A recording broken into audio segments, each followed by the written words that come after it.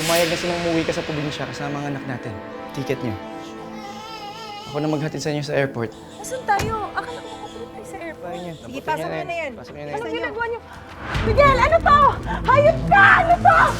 Mga hayop kayo! Pare-pareho kayo! Lilian, wala kang kakayahan magpalaki ng bata dahil baliw ka. Huwag kang mag-alala sa babaeng yon. Hindi yon basta-basta makakalabas ng hospital.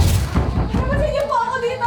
Tsaka kung makakalabas man siya, hindi niya makukuha ang anak ko. At may record na siya na wala siya sa tamang pag-iisip. Sir, naawa na po kayo sa akin. Palabasin niyo po ako dito, sir. Please lang po.